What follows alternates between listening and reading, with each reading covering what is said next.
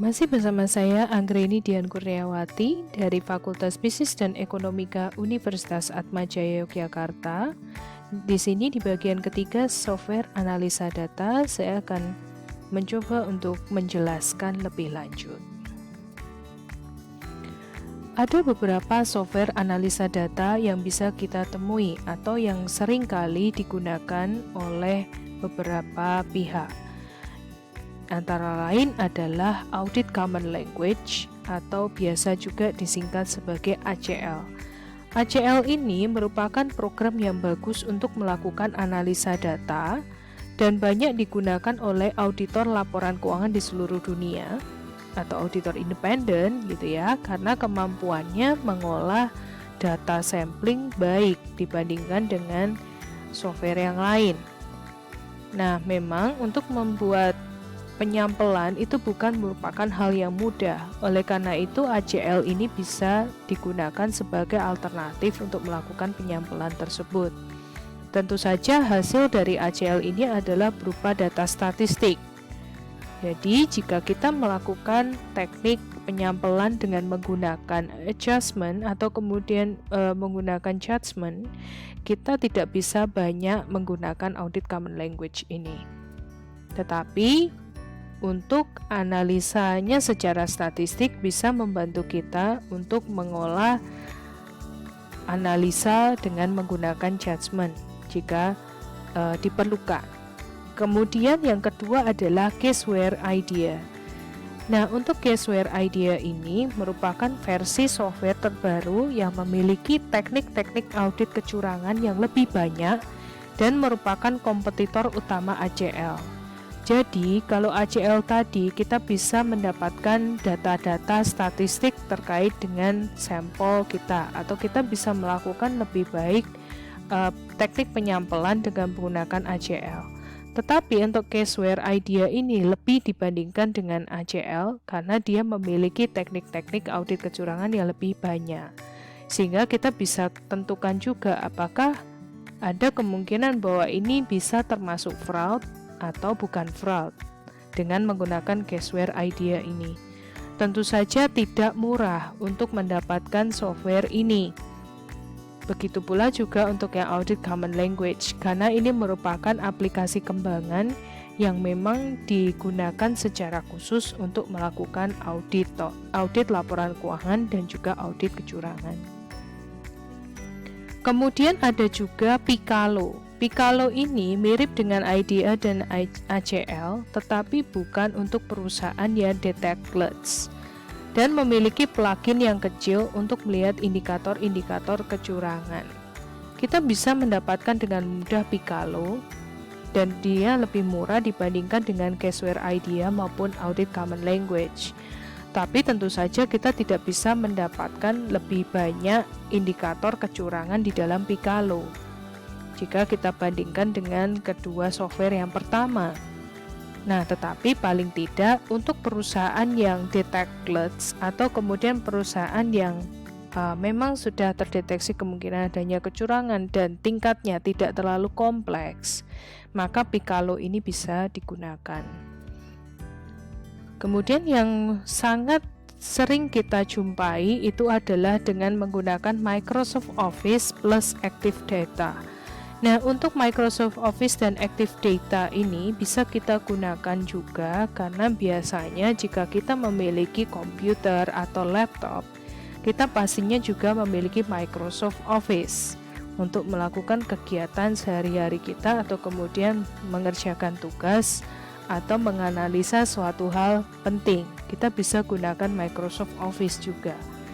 Nah, plugin untuk Microsoft Office ini juga memiliki prosedur analisis data berbasis Excel dan Access sehingga bisa lebih murah dibandingkan dengan ACL dan IDEA karena dia sudah bundling dengan Microsoft Office-nya. Jadi hanya tinggal ditambahkan saja Active Data yang ada. Nah, ini seperti analisis data yang bisa kita gunakan di dalam Excel. Kita bisa menggunakan itu untuk mengolah data-data yang kita miliki juga. Sama halnya dengan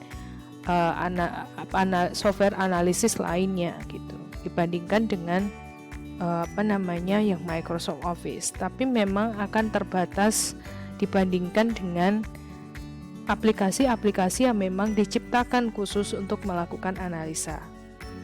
Kemudian juga ada Statistical Analysis Software atau SAS dan juga Statistical Package for the Social Science atau SPSS. Nah, program analisis statistik ini juga bisa digunakan untuk menganalisa data. Hampir sama seperti yang lain, tetapi di sini datanya data statistik. Sehingga dia tidak bisa mengatakan atau melakukan analisis sendiri. Kita harus melihat dari outputnya. Dan kita harus melakukan analisa data itu secara manual dan juga harus disesuaikan dengan kriteria yang ada sehingga kita bisa menyimpulkan bahwa untuk data yang sudah kita olah ini menimbulkan adanya gejala kecurangan atau terdeteksi ada kecurangan atau tidak. Kemudian terkait dengan akses data, mengumpulkan data yang benar dengan format yang benar selama periode waktu yang tepat itu merupakan suatu hal yang perlu. Banyak metode-metode yang bisa dilakukan untuk akses data, yaitu Open Database Connectivity atau ODBC, bisa juga melakukan text import dan juga hosting gudang data. Kita akan coba melihat satu persatu. Yang pertama adalah ODBC atau Open Database Connectivity. Nah, untuk metode standar ini digunakan untuk querying data atau melakukan query terhadap data dan basis data perusahaan, serta juga merupakan konektor antara aplikasi-aplikasi analisa data seperti ACL, IDEA, atau Picalo, dan juga basis data perusahaan seperti Oracle, SQL Server, dan MySQL. Nah, di sini biasanya kalau memiliki ODBC, maka akses datanya bisa lebih mudah karena kita bisa melakukan impor data melalui adanya ODBC ini, sehingga kita bisa dengan mudah untuk melakukan pendeteksian kecurangan atau mengolah data secara statistik dengan menggunakan beberapa analisa software yang tadi sudah disebutkan di depan. Dan langkah terbaik untuk mengambil dan menganalisa data karena dapat mengambil data secara real time.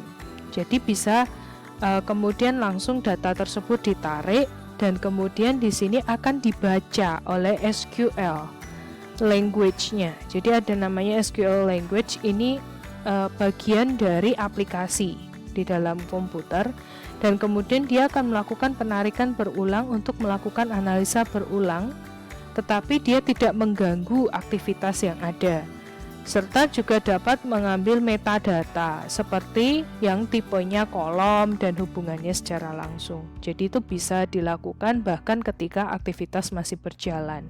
Nah, ini adalah untuk yang ODBC. Kemudian yang kedua adalah text import, di mana text import ini yang bisa kita lihat ada model file yang namanya CSV dan juga TSV. Nah, untuk yang C di sini artinya adalah column dan yang T di sini adalah yang teks.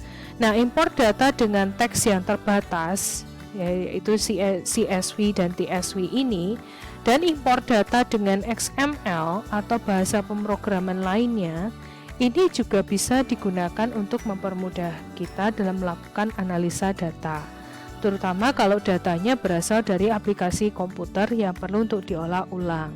Contohnya adalah ketika di dalam perusahaan itu dia memiliki SAP.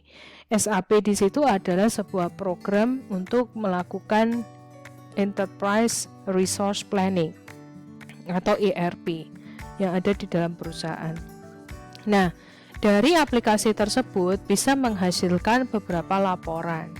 Nah, laporan-laporan tersebut bisa dicetak dalam bentuknya CSV dan TSV yang kemudian bisa diolah di sini untuk kemudian dianalisa datanya, apakah kemudian ada kecurangan atau tidak. Dan ini juga hampir sama seperti ODBC, tidak mengganggu dari aktivitas yang ada karena memang ada mode cetak di dalamnya. Kemudian yang ketiga adalah hosting gudang data. Nah, hosting gudang data ini artinya adalah data bisa diimpor, disimpan, dan dianalisis dengan ACL atau Software Audit Common Language tadi, atau program lainnya juga, sehingga menjadi all-in-one solution untuk investigator. Nah, tetapi investigator juga perlu perhatikan bahwa penyiapan data yang salah merupakan salah satu juga permasalahan di dalam investigasi data driven fraud. Kenapa seperti itu? Karena ketika penyiapan datanya itu salah atau data yang dimasukkan itu salah, maka prosesnya juga hasilnya tidak akan menjadi bagus seperti yang diharapkan. Pasti ada bias di sana. Tetapi jika dalam penyiapan datanya sudah cukup baik, maka di situ juga akan didapatkan hasil yang baik pula. Nah, oleh karena itu perlu ada pengendalian dalam melakukan penyiapan data yang ada. Untuk setiap kasus kecurangan itu perlu untuk dicek satu persatu dan juga harus dipastikan bahwa metode-metode lain bisa digunakan sebagai alternatif. Sehingga di situ untuk melakukan analisanya bisa lebih tepat dibandingkan kita hanya memiliki satu alternatif metode saja. Kemudian untuk analisa data, di sini ada data preparation, yaitu merupakan tipe konversi dan memastikan konsistensi dari suatu nilai seperti angka dalam kolom diketikkan dengan benar sebagai angka dalam kolom teks, diketikkan dengan teks. Jika ada perbandingan rasio, maka kita juga harus perhatian jika divisinya 0 atau denominatornya sangat dekat dengan 0. Nah, ini kita bisa melakukan data preparation seperti ini. Kemudian Benford's Law. Benford's Law ini adalah yang biasa digunakan juga karena dia bisa secara akurat memprediksi beberapa data keuangan di mana satu digit pertama dari tiap grup angka di dalam angka acak dapat dikonfirmasi pola distribusinya. Masih menggunakan Benford's Law ini, kemudian ada yang namanya digital analysis.